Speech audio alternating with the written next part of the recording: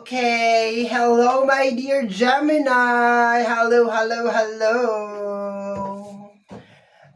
Gidaw-gidaw ang bukaw, naglupad-lupad haigbaw. Okay, so my dear Gemini, this is from November 17 to November 23, mga my dear Gemini. And of course, mga my dear, this is a general reading. General reading, so hindi to 100% na mag-resonate para sa ating lahat. So please, mga my dear Gemini, lower your expectation pagdating po sa mga general reading. Ano daw? Reading. General reading. Ano reading? Okay, my dear. So, start tayong kumuha ng card, my dear Gemini. Taka lang. Gusto ko kasi nakaganito yung upo ko eh. Bakit ba? Okay. So, November 17, my dear. Nag-decide ako magpakita ngayon. Tapos pag tinopak na naman ako, hindi na naman ako ulit magpapakita sa inyo. Kamay-kamay na naman ulit. So, depende lang yan sa aking mood of payment. Depende sa aking mood, my dear. November 17, my dear Gemini. Ito lang mahirap pag nagpapakita ako. Kailangan ko sumigaw. Kaya kailangan ko bumili ng microphone. Okay? Baka naman, meron gusto mag-donate. The King of Cups, my dear. Okay, the King of Cups. Okay, ang King of Cups is a waiting card. Okay, waiting card yan siya. Pero ang partner niya kasi is yung ating Six of Swords. So, kung makikita mo, my dear Gemini, magkaiba sila ng energy. Magkaiba sila ng nilalabas na energy. Yung King of Cups is very loving, very understanding, waiting na card. And yung Six of Swords is more on, nagre-release siya ng energy na parang lumalayo, parang umaalis, okay? Or dahan-dahan umaalis. Yun ang nakukuha ko na energy.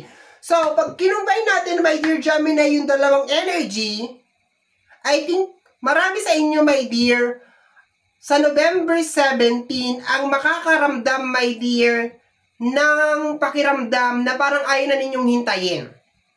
Okay? Parang gusto na ninyong umalis. Parang ayaw na ninyong hintayin, okay? This is energy of sword, energy ng Gemini, Libra, and Aquarius, energy mo to. There's a tendency na, my dear, na parang ayaw mo na siyang intindihin or ayaw mo nang unawain. Something nandoon, my dear, yung energy. Ayaw mo nang hintayin, ayaw mo nang unawain, ayaw mo nang intindihin, parang ganon na energy. Kasi sabi ko nga sa'yo, itong card na to, the King of Cups, is very loving, very understanding, naghihintay to, kahit sabi mo nang abutin pa siya ng gabi, talagang napaka-loving nitong card na to. Pero to the point nga na ang partner niya is the Six of Swords. So, there's a tendency na parang hindi ganun ang nilalabas niya na energy. Umaabot ka na, my dear, sa punto na parang napapagod ka na maghintay, napapagod ka na magintindi, umunawa, or so on and so forth. Okay?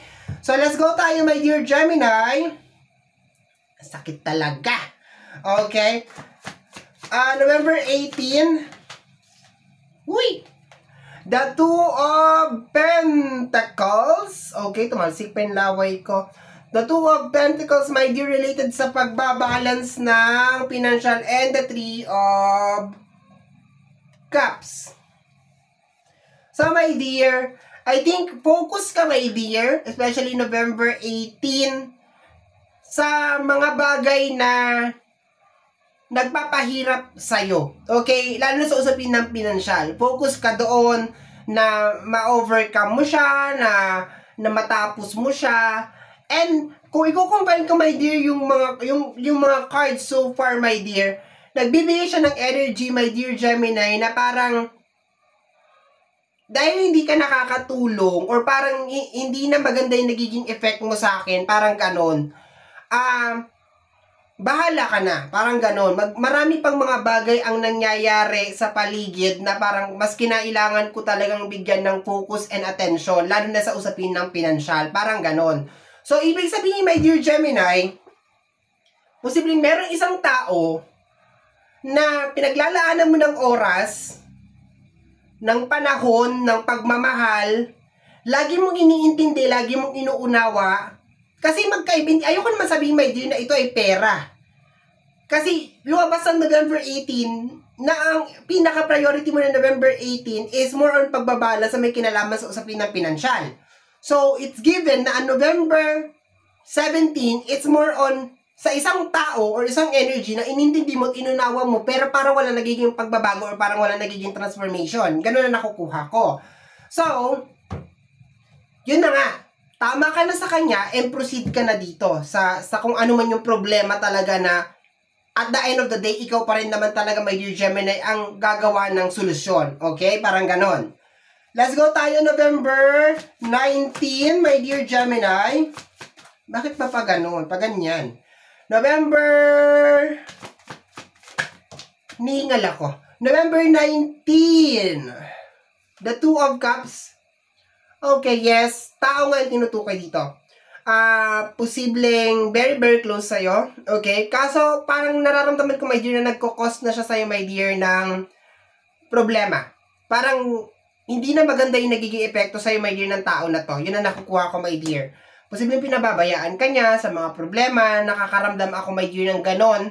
Okay? Partner niyan is the Six of Cups. Okay? Masyadong mahalaga sa'yo, my dear, yung pinagsamahan nyo, I think, yung mga memories nyo, and so on and so forth. Pero, nakukuha ko, my dear Gemini, na parang ikaw lang, my dear, yung nagpapahalaga doon sa ganon na energy. Parang ikaw, sa'yo lang, my dear Gemini, na mahalaga sa'yo ang pamilya, mahalaga sa'yo yung ganito, yung ganito. Pero pagdating sa kanya, parang wala. So, parang napagod ka na, my dear, na ganon, sa ganon na sitwasyon, na parang ikaw lang yung nagmamahal, ikaw lang yung umiintindi, ikaw lang yung umuunawa. Tapos yung kabilang side, parang wala lang. Parang lulubog-lilitaw siya, parang kabute. Yun ang nakukuha ko, my dear. So, medyo umaalis ka doon, my dear, at mas pinipili mo, my dear, na mag-focus doon sa mga bagay na alam mo talagang kinakailangan na talaga ng solusyon, especially sa usapin ng pera. Okay? So, November 20, my dear Gemini. November 20. And, my dear Gemini, hindi ibig sabihin na kinuha ko ng November 17, November 18, November 19. Eksakto siya mangyayari dun sa mga araw na yon. Pwede, pero, mas maganda kung titingnan mo yung buong pictures niya para mas maintindihan mo. Okay? Pwede ka magbase everyday, diba? Pero mas maganda kung titingnan mo yung buong picture niya o yung buong message ng week na to, 17 to 23. Okay? Bahala ka na. Depende sa'yo. Okay? Ang sakit talaga. Kaya hindi ako, my dear, hindi ako madalas nagpapakita kasi pag nagpapakita ako, obligado akong sumigaw talaga. Kasi ang layo ng camera sa akin. As in, ang layo mo sa akin. Diba? So, obligado talaga akong sumigaw. Kung hihinaan ko lang yung boses ko, hindi talaga tayo magkakarinigan. Okay? Kaso ang problema, ang sakit talaga sa lalamunan. That's the reason why. Kung bakit minsan nakikita nyo ako, minsan hindi nyo ako nakikita. Hindi yan because of sa aking mood. It's because of my lalamunan. Ganon. Okay? So, we have here, ayun na nga, di ba? We have here the full card, energy na new beginnings, my dear. Ayan. And the Six of Swords. Aha. Ayan na. Okay? So, marami sa inyo, my dear, ang mabigat man or hindi mo man gusto, ang mag-uumpisa ka, okay? Mag-start ka, aalis ka dun sa stress or parang nadidepress na energy or nag-overthink, aalis ka dun. Kasi hindi na siya nakakatulong talaga sa'yo, my dear. Marami sa inyo, my dear, ang aalis dun sa isang bagay na hindi na nakakatulong or kung kinakailangan na layuan mo yung tao na nagdudulot nun, my dear, gagawin mo. Okay? Pero, I think parang mapapagod ka lang, my dear, na bigyan pa siya ng second chance or intindihin siya or unawain siya. Ganun na lang ang nakukuha ko, my dear. Kumaga, parang bahala ka na sa buhay mo kung ano man ang gusto mong gawin sa buhay mo. Parang ganun lang nakukuha kong energy sa'yo, my dear Gemini. Okay, so last 3 cards. November 21. The Queen of Wands, okay? Gustong-gusto ko tong card na to. Malabo lang talaga siya, no? And a Star, okay? Focus ka, my dear, and your dreams. Sa goals mo. Lalo sa usapin ng pera. Focus ka talaga, my dear, sa mga araw na to. Yung mga problema sa usapin ng pinansyal, susubukan mo talaga siyang ayusin, susubukan mo talaga siyang ma-resolve, my dear. And, yon. aalis ka doon sa isang energy na nagdudulot sa'yo ng pagka-stuck. Okay, maraming new beginnings. Okay, ewan ko, nakaka-receive ako ng energy ng new love. Baka meron nanunood na nagmamanifest ng new love, gusto ng bagong relationship. So, go! Pwede naman. Pwede ka nang parang nakaka-receive ako ng go signal na yes, pwede ka nang maghanap ng new love, and yung kung sino man yung papalitan mo, masyado talaga siyang toxic. Okay? Ayan, the Three of Pentacles. Naghahanap ka ng katuwang sa buhay, okay? So, kung ikaw ay cross-watcher and your partner is Gemini, tapos alam mo sa sarili mo na hindi ka naman talaga nakakatulong kay Gemini or parang pinababayaan mo sa Gemini, alams na. Gusto ni Gemini na palitan ka. Gusto kanya palitan na kasi masyado ka na masakit sa ulo. Or kung hindi naman to my dear sa relationship, posible naman din sa family, okay? Kasi minsan meron din mga reading na hindi naman talaga nagre-resonate talaga ng as in like sa relationship lang, minsan sa family. Pero kung magpo-focus lang tayo sa energy na to, my dear, it's giving me an energy, my dear, na naghahanap ka talaga ng mga tao na as in like may silbi or may pakinabang. Yun talaga siya, my dear, yun na sinasabi. And para sa mga tao na nasa paligid mo na pabigat, pasaway, walang ginawa kung hindi magpa-baby lang or intindihin mo ng intindihin, I guess parang hindi magtatagal, they need to go talaga. Parang kinakailangan na talaga nilang umalis sa iyong buhay. And yun nga, sabi ko nga kanina, nakaka-receive ako ng energy na parang meron sa inyong gustong pumasok sa relationship. Yes, energy ng death card. Okay. Yung gagawa ka ng pagtatapos. Marami, my dear, sa week na to, ang mawawala ang love, tatabang, kung noon, para kang, posible yun, my dear, itong week na to, yung mga parang na-hypnotize or parang nagayuma, yung hindi mo alam, my dear, kung bakit parang hinahanap-hanap mo siya, hindi naman siya naliligo, sobrang asim naman niya, parang ganun. Itong week na to, parang, mawawala yun, mawawala yung love na yun, mapapalitan yun ng, ayoko naman sabihin mapapalitan siya ng hate, mapapalitan siya ng pagiging practical or pagiging realistic ng buhay na, bakit ko ba mahal na mahal to? Batugan naman to. Bakit ba mahal na mahal ko to? Pasaway to. Parang ganun. Magigising ka, my dear, sa katotohanan. Okay? We have here the Five of Swords. Okay? Posibleng meron mga pag-uusap, my dear, na mangyayari din. Ayan. Pero marami talaga sa inyo ang sobrang focus, my dear, sa trabaho. Pero nakareceive ako ng energy dito, my dear. Pang ilang card? 1, 2, 3, 4. Pang 7 of Swords and the 8 of Swords, my dear.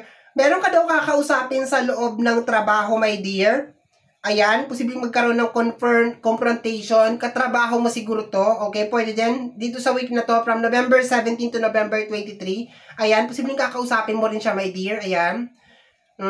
Baka siya yung nagkukos din ng negative energy sa'yo. Okay, so meron din mga ganon na eksena. Parang katrabaho mo to, yun na nakukuha ko dito. Kakausapin mo siya, and tatanungin mo siguro siya, my dear, kung anong problema niya sa'yo. Kung nagagandahan siya sa'yo or napupugian siya sa'yo, kaya pinag-iinitan kanya na pinag-iinitan. Pero may mga ganun, my dear, na eksena. Okay? So, my dear, hindi ko napahabain to, my dear Gemini. Yan ang reading mo para sa yung November 17 hanggang November 23. Somehow, my dear Gemini, kung nagustuhan mo to, especially kung napadaan ka lang, don't forget to subscribe. Pag-click lamang, my dear, ang notification bell para ma-update ka sa aking mga upload. And free to like, free to share, free to comment sa lahat ng ating mga videos. Once again, my name is RJ, also known as Apo J. Maraming salamat po, and until next time, bye-bye! Thank you, my dear. Salamat po!